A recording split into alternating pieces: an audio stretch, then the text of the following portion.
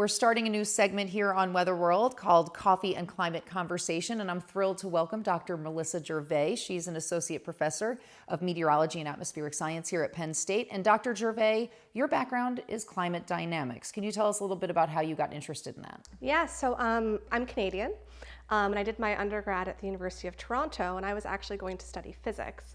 And over time, I kind of shifted the focus a little bit and became really interested in climate. And then I ended up doing my PhD at McGill in atmosphere and oceanic sciences. So I would say it was a slow and steady bleed away from physics and towards a problem that I thought was really important. Since we're just starting this segment and we're going to be doing this from time to time, instead of just jumping right into climate change, we'd like to know a little bit about the history of it. Yeah, so I thought a nice place to start was talking about Eunice Foote. So she was an American amateur scientist in the 1850s. So she actually did some of the first studies on carbon dioxide and water vapor in the atmosphere. And so she had glass cylinders that she would fill with gases and put outside in the sunlight, and she would look at how the temperature changed in the cylinders depending on whether there was carbon dioxide or water vapor present. Water vapor is also a greenhouse gas. And so those results were published in 1856. So we've had some of the first understanding of this problem a very, very long time ago. I just want to interrupt you for one moment. The words I heard from you were amateur scientist. Can you tell me a little bit more about that? Yeah, so the 1850s were not really a great time for women in science. And so actually, Eunice wasn't even able to present her own research findings. Professor John Henry, her colleague, ended up being the one to present them. And he actually kind of made a little bit of a statement about that when he had to present them, that she should have been able to. And so actually, typically, she's not credited with discovering the greenhouse effect. It's usually John Tyndall who did some work, a few years later, independently, or we think independently. It's hard to know, obviously. I think it's really also an interesting story to see how far we've come, and also the important work that women have been doing in the field for so long. So you mentioned the word greenhouse gases. What does that have to do with things? Yeah, so I guess that's another thing to start with. So greenhouse gases are actually vital for our planet, for us to be able to live here. If we didn't have any greenhouse gases in the atmosphere, it would be, the temperature of the surface of the Earth would probably be around 0 degrees Fahrenheit. So that would be not really conducive to us living here. So greenhouse gases are actually necessary. The problem now is that when you increase those greenhouse gases, that then increases the surface temperature on the Earth. And so it's really our own comfort level, and what we need as people is a stable climate. And as we increase those greenhouse gases, we're just increasing that surface temperature. So what do greenhouse gases have to do with the greenhouse effect? Yeah, so the way that greenhouse gases work is that the sun emits radiation, and it comes down and it hits the surface of the Earth. The Earth absorbs that radiation and it emits it back out.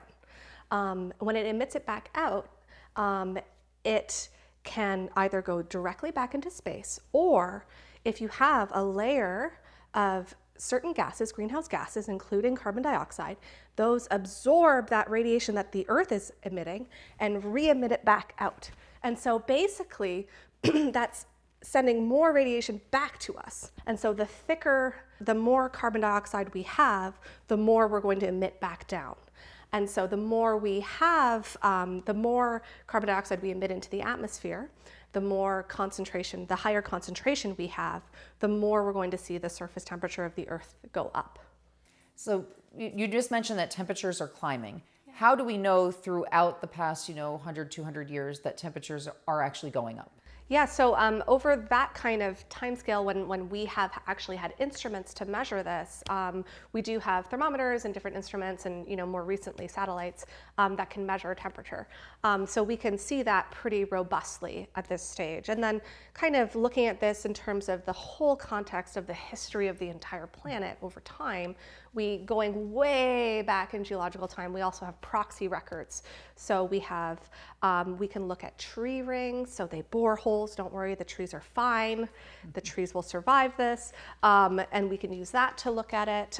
We can also look at glaciers. We can drill cores in glaciers as well as in sediments in lakes and in the ocean. So there are different records that paleoclimate scientists use to reconstruct the history of the Earth. And then we can use that to kind of think about where we fit now in context. And we know that it has been as warm in the past. And we also know and understand the natural variability in glacial, interglacial cycles, et cetera. What's really different about the current time period is that we have all of a sudden started pumping a whole lot of CO2 in the atmosphere, carbon dioxide into the atmosphere, and that's increasing the temperature pretty rapidly.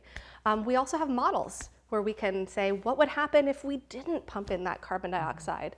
And we can see that we wouldn't see the increase that we're seeing now. So bringing this back to Eunice Foote, she made her discovery in the 1850s, and scientists have been working on this ever since then. So it's not a new problem. Yeah, so the concept of greenhouse gases, our understanding of them is not new. Her early work, and then it continued with subsequent scientists afterwards, has really, we understand how greenhouse gases work. So we understand it in a theoretical way. We've observed the warming, and we've observed the increase that we've been causing, and then we also model it. And so those kind of 3 lines of evidence make us incredibly confident that increasing greenhouse gases are actually leading to the increase in temperatures that we're seeing. And I think it's important to recognize that that knowledge isn't new. That knowledge is in fact really, really old. Okay. Well, this is not the end of our conversation. Dr. Marisa Gervais will be joining us from time to time here on Weather World to talk about climate change and things that we can be doing in conversations we can be having with others about this topic. So thank you so much for joining us. Appreciate it. And we'll be back in a moment with more.